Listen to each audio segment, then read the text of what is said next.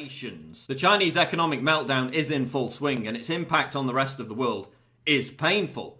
The economies of developing countries were the first to take the hit, and now stock markets in 23 different countries around the world are crashing. Now it's our turn, and it's going to be painful. The Dow Jones just lost 6% in a week, tumbling more than 1,000 points, the worst since 2008.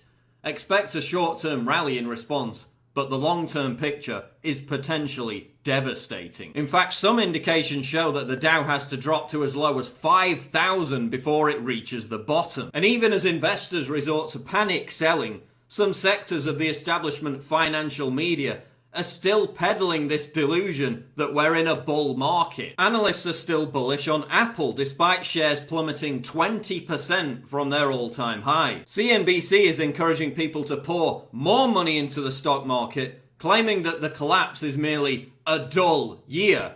Others are calling it a correction. When this kind of blind faith begins to take hold, you know that the bottom is about to drop out.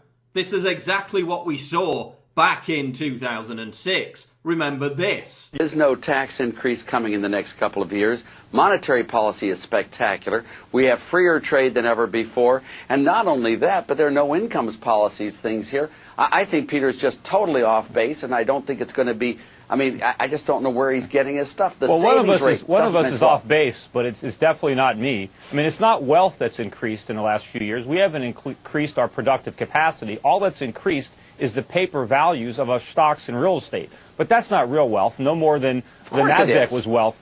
When you see the stock market come down and the real estate bubble burst, all that phony wealth is going to evaporate. And all that's going to be left is all the debt that we accumulated to foreigners. Peter, I'm going to take a bet with you on this one. I'll bet you a penny on this one that if you'll sign a letter saying that if you're wrong, you'll sign a letter that you were wrong to me in this, but you're just way off base. There is nothing out there that tells us we're going to have a nice slowdown, but it's not going to be a crash. Let me ask you this. I'll bet you a lot more than a penny.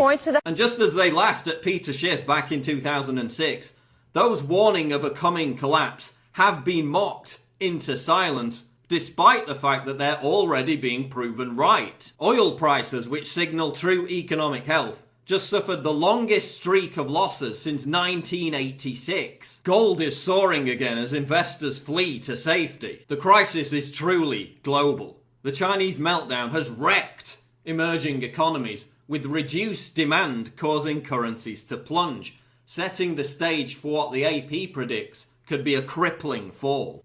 But as Peter Schiff explains, the Chinese meltdown may be to blame for the latest downturn, but they're not telling you the whole story, which is that this stock market bubble was not based on a real economic recovery.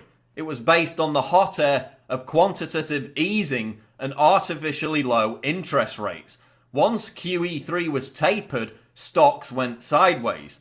And as soon as an interest rate rise was on the horizon, they tanked. Because none of those gains were real. It wasn't because the economy improved, because we became more productive, because of a genuine increase in corporate earnings. It was all about Fed engineering. It was quantitative easing and 0% interest rates. Those were the two props that the Fed used to artificially prop up the market. They've already removed one, QE. That's why the market has gained no ground since the Fed ended QE. Right? All of the post-QE3 gains have been eradicated. The market has gone sideways since the Fed took away the first prop. But the markets have still been teetering on the second prop, which is 0% interest rates. But now everybody thinks the Fed's going to remove that prop. Well, then there's nothing beneath the market but a bunch of air, right? And the market is going to tank. We're seeing a global currency war emerge as developing countries desperately try to make their exports more attractive by devaluing their currencies. September and October are really shaping up to be pivotal months. The zombie stock market has been artificially reanimated for the past 7 years with endless money printing. But the jig is up. QE has to end. Interest rates will have to rise. Vice senior analyst Larry Edelson predicts a global financial crisis of epic proportions beginning on October 7th. A ride like no generation has ever seen. The collapse is now so apparent that even big mainstream newspapers like The Telegraph are reporting, quote, central banks have lost control. Geopolitical tensions are also the most fraught they've been since the Cold War, with the Ukraine-Russia conflict set to reignite and talk of a contrived colour revolution in Moscow. The fears are also feeding into wider paranoia about other events in September that could bring catastrophe. Conspiracy theorists have seized upon September 23rd as a date on which a major earth-shattering event could take place. Some are even claiming that the timing of the collapse is biblical in nature, or that it could be seized upon to finalise plans for global government. That's how freaked out some people are about the next 2 months. That's all speculation, but the financial collapse is happening. It's here. It's now. So how's it going to affect you, and what can you do about it? Well, suffice to say, if you're still in stocks, then get out now. The usual safe havens of cash, gold, and bonds are king. Make sure you have a huge supply of physical money. Major banks could go bust. Capital controls could be imposed as they were in Greece. It's back to stuffing cash under the mattress. Storable food. And yes, I know it sounds a bit paranoid, but the US government itself has been stockpiling food for the past 4 years in preparation.